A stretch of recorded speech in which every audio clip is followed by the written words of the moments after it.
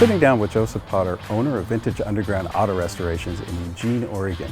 The shop focuses primarily on European classic cars and blending old world skills with modern technology. So let's take a look. Well, Joe, thank you for letting me come down and talk to you a little bit and Absolutely. Getting a little insight into some of your background and history. Take me back to some of the things that introduced you to cars as a youngster.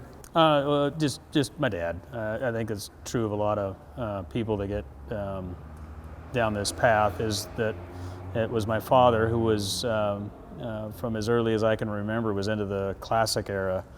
So there were always pre-war Packards and Cads and stuff like that around. And I got on at a Mercedes shop. His name was Fran, the guy that owned it. It was just a two-man shop. You know, he came from that German car world, and he was absolute in process and order, and you know, taught me how to work on cars that way. What was interesting about them is they were robust cars, and there was always a path. There was always a clear engineering path. You know, whatever you were doing, a clear path in, a clear path out. There was an order to it. And then I ended up over a British restoration shop over there, and yeah, it was a bit of a shocker because those cars had caught my eye. I was aware of E-types and Jags and all those I was really interested in, and I hadn't really spent any time working on them. And so I got that job there and was exposed to that world. And it's, you know, it's you get a pretty quick education on how different the build concepts were on those cars, because in a lot of these British cars there is no clear path. There's just clear frustration. So yeah, it was a great experience.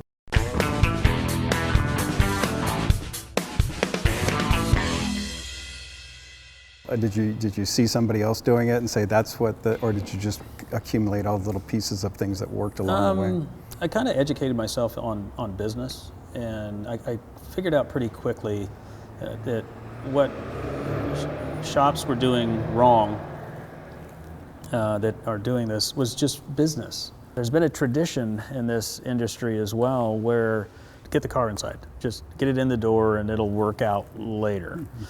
You know, okay, that's going to be $10,000 to fully do this, and this, and $30,000 later you get your car done, because it was very standard. It was kind of a standing operating procedure that, you know, once you get somebody committed in dollars for a certain amount and the car is taken apart, they're trapped. Right. And they either pull it and it's now they've made that investment and it's actually worth less than when they started, or two, they pony up and pay the rest and push it through.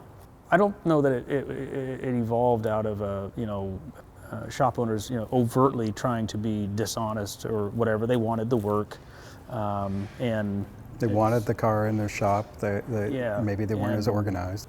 There's a penalty to being straight up, all right? So if somebody comes in and they you know, and shop A says, yep, 10 grand, good to go. And they come to me and I say, 30 grand, good to go. And they go with shop A and they still spend 30 grand, but they didn't get the product they should have. Right. So there's a real motivation for shops to kind of act like that for that very reason, because if you're dead honest and somebody else next door to you is not, they'll often get the work. What you need to do is the work that you're selling. So I'm selling very high-end services. We have great capability here, coach building, machining, body upholstery, you know, all that at a high level. That's what I'm selling. That's what I'm presenting, and so I have to produce that every time. So I'm always harping on these guys about process, and we do the same things the same way at a certain level. We maintain that quality. That's how you do that. And then if I bring a project in and they say, forget everything I said, do this lesser, it doesn't work. It never works. And do they know that they're breaking your process, or are they just trying to save themselves money, or the customer? Yeah. No, I don't think they're always aware of those situations. I don't think a lot of people understand that about shops, that you have to find the shop to fit your project. It's, you know, it's, there's one, you want a good quality shop, one that has a good reputation, that follows through on what they do, but you need to be clear what that shop does. And at what level, because it's the same on the other end too. If you take a lower rent shop that is used to doing lesser work for lesser money, and then you say, do this at this high level, they also don't have the equipment, tools, or skills to do it. I talk to folks a lot when they come in as to what the intent is. Matter of fact, we have software where we track everything we're doing, but you know, one of the primary things when a car comes in is we have an intent list. And that is what specifically are they wanting? And that's another thing. I connect my customers directly with the techs, which is a huge no-no in this business. You know, you never let the techs talk to the customer. You know, it's like they all have direct connection directly to the client. It makes them connected. You know, they are directly connected to this process going down and this stuff happening, and there's chatter back and forth, and instead of I dropped my car off and then the mystery then ensues, they're having fun, and they'll show up here. You know, a lot of my clients are remote, but if they're in town, they'll show up, and they know the technician before they ever get here. And so I'm trying to adjust or view this business from that, what I believe is that changing perspective. And they're more involved. I mean, it's as opposed to writing a check and then getting the car back, they're involved in the process, even if they're not here. And the other way I deal with that is the way that I invoice.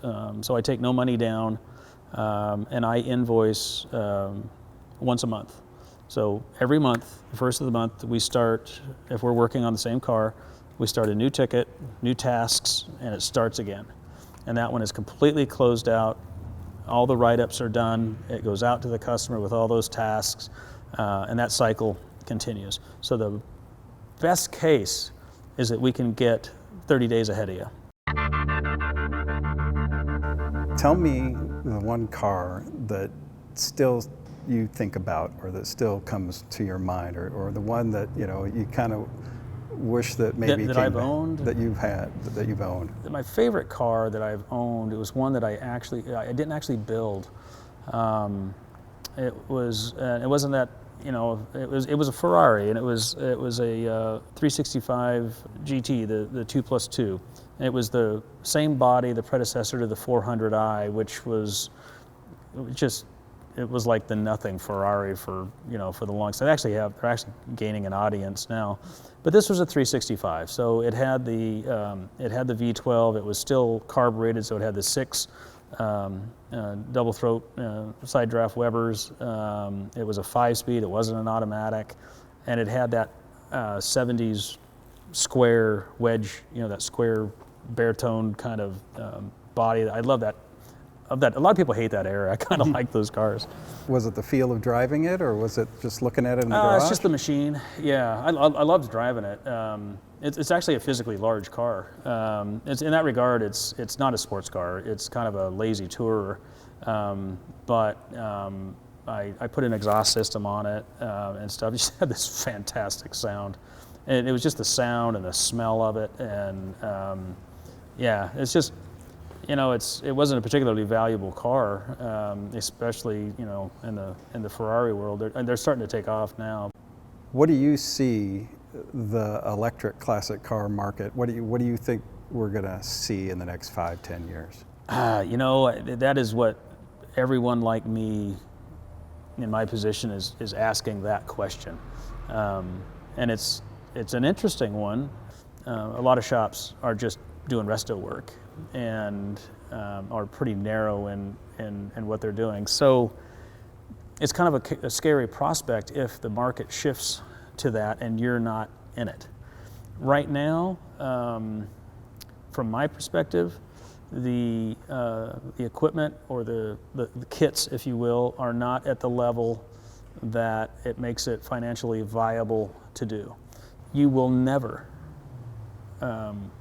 take a Tesla and transplant it into a vintage car.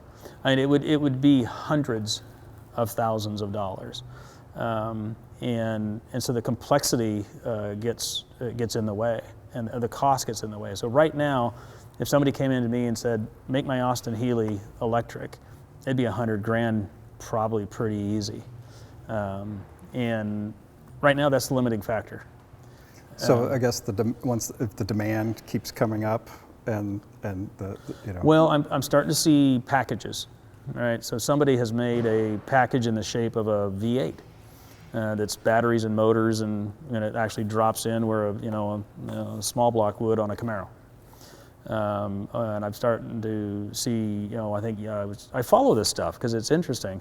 Yamaha has just come out with this package that bolts. It's made to drop into the differential area of an existing car, and so it's coming, but it's not at the point where it's available to anybody that's, well, it's past what most people are going to be willing to spend at the moment. But as you know, with technology, it just, those will merge, and that moment will be met where it's financially viable to a lot more people to do that. Other than that, it's a mystery. It's a mystery. I talked to other shop owners, and I was just talking to a guy who's got a shop down in SoCal, and they're doing one now on a pre-war car, but they're going pretty simple. And that's the other thing too, is I don't, even if you did an $80,000 to $100,000, high-end electrical conversion, you're going to have probably less than half the car of a Tesla. Maybe you're going to have 100 miles. Maybe you'll have 120. Maybe even 150. You're going to get nowhere near 330. Miles. You're going to get nowhere near the sophistication that those cars have in the management of those systems. So, even with all that effort right now, you're still going to be well short of a modern electric car. Right. So it's still going to be compromised. What have you seen from trends as far as people that want cars done? It's changing, and I get that question a lot, and what I am seeing is experience-based. They want the experience of the car. So you're seeing all these rallies and runs pop up. This is not the old local car group poker run or whatever the hell they did.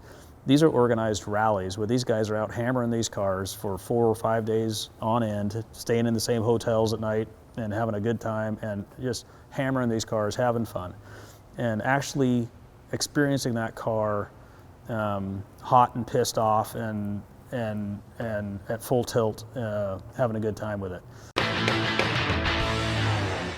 I want to thank you, Joe, for showing me around Vintage Underground and explaining the process that you have for restoring cars. And absolutely. Showing me some of the window into your world. Yeah, you bet. Yeah, we have a lot of fun doing this, and we love to talk about it, and it's fun to show folks around and see what we do.